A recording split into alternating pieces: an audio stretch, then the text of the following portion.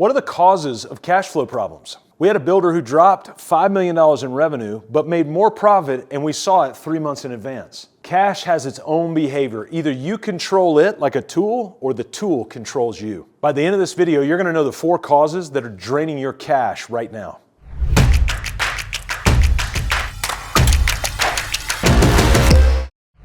I've been a parent for a couple of decades now, and my wife and I, we've got 3 kids, and as we progressed through parenting, through the area where we didn't know what to do with these kids, and then we got into a new era of parenting where we didn't know what to do with the kids, and then we got into another era of parenting where we didn't know what to. You're seeing a trend here? The reality is, part of the job of a business owner is to know the cash of the business in the same way that part of a job of a parent is to know the cycles of their kid, the personalities of their children, the ambitions, all of these sorts of things. And so my wife and I have spent a lifetime with our children trying to know them, trying to pay attention to them, to be aware of them, to spend time with them. And the same thing is true for a business owner with the cash position of their business. Too many business owners go into their business like this, kind of blind to their cash, or saying, hey, my CPA deals with that, my accountant, my bookkeeper, they all deal with that. And then when they get to the year end, they get all their paper profit statements, and it shows they had profit on paper, but they look in their bank account and they're like, where's the money? And so not knowing where the money is, we can blame it on the CPA, we can blame it on the bookkeeper, we can blame it on the accountant, but the reality is it is your responsibility. We need to take, as the owners of these businesses, responsibility. They can do a lot of the transactional work around the money, but they've got to be directed as to what the expectations are and the system that we want to do to be able to set this thing up. The truth is, you work hard for the cash that comes into your business. Consider it like a spigot on the inside of a bathtub, and so you've got the faucet coming in the bathtub, but too many of us, the drain is this big and the faucet's this big. We've got money coming in. You could run a profitable business off the revenue you already have. So we need to talk about some causes that are draining that cash flow out of this big drain at the bottom and see if we can shorten that thing up. And I'm going to walk you through that right now. And just like I told you, as a parent, we need to know our children. And as a business owner, we need to know our cash. So I'm going to walk through these causes through the acronym of KNOW so that you can go back to your team and start to work on this together. So one of the causes of this cash flow problem under the K in our acronym KNOW is that we keep spending, but we're not receiving. And so our spending is outflowing our inflow. Basically, the faucet that's coming in, our spending is more than our income. But before you stop and turn off the video and go, I've heard that before, that's obvious. So if we keep spending more than we're taking in, are we really acknowledging that this is a problem? The truth is, under this circumstance, we have no visibility as to where the money goes. Why? It's because many business owners are running their business from 1, 2, or 3 bank accounts. And you might look at that and go, well, isn't everybody doing that? No. In fact, every one of the clients we work with, we want them running from a minimum of 6, 7, or 8 bank accounts. Why? When you run all your cash from one account, you're going to continue to spend because all the money's in one lump sum. It's a psychological game. If I've got a big bucket of popcorn, how much of that bucket am I going to eat? All of it.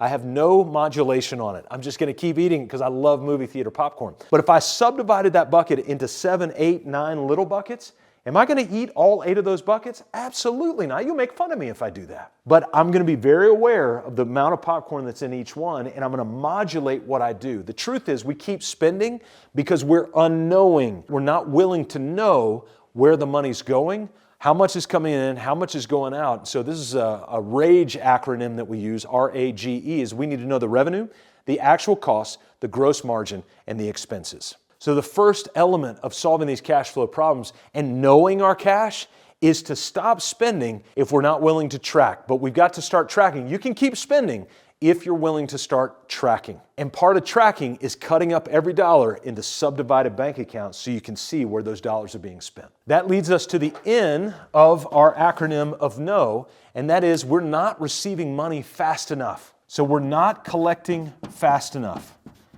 And so these are things like AR and AP, or accounts receivable and accounts payable. So accounts receivable, that's money coming in. We're not getting that fast enough. So we tell somebody, hey, you owe us this for this product or this service, and instead of them paying in 7 days or 7 minutes or 7 hours or 7 months, they pay in 2 times that amount of time. And so you budgeted to receive that money, but you're not receiving it quick enough. And so this causes massive cash flow problems, is you're not collecting fast enough. And I would even make the argument on the payables that you're not paying fast enough. Well, hold on. Wouldn't it make sense that I want to keep cash instead of paying it out?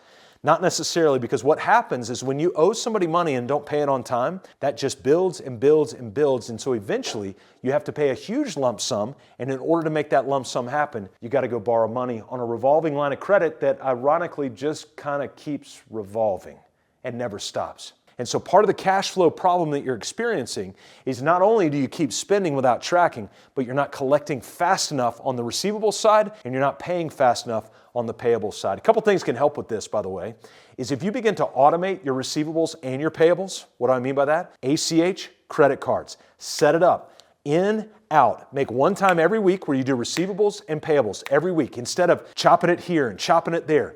Make it a process every single week and you'll start to collect much quicker and you'll start to pay on a regular rhythm. The third cause of cash flow problems in our NO acronym, we're outpacing revenue with expenses. What does that mean? That our revenue might be growing, but our expenses are growing even more. This happens all the time, especially with entrepreneurs, is the revenue starts growing and they go, we need people, or we need that truck, or we need this thing, or we need this computer, or the software, and all this stuff to help facilitate the growth, not paying attention because we keep spending without tracking. So I'm going back up here and realizing that we've got to be tracking, and once we track, then we can stop outpacing our revenue with our expenses. So we need to bring that under control. So everything that we spend, we need to spend it in light of what we're earning, rather than just spending it in what we feel like we need. Don't let your feelings be the driving factor of what you both receive or you spend. You've heard the old adage, sales solves everything.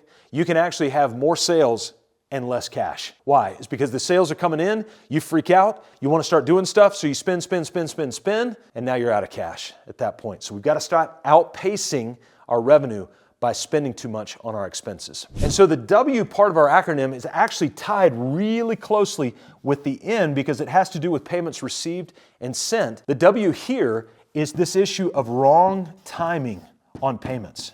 And so you might have collected deposits too late, too soon. You might have collected receivables too late, too soon on a cycle that you did. And so it's good to have a spreadsheet that when you send out for billing, that it's on a schedule of time and you follow up with that on a regular basis. Usually the big culprit to people receiving their receivables on time is not that the customer is unwilling to pay, it's that they forget. And so it's our job to remind them. You're not being a hound by reminding them to pay on time.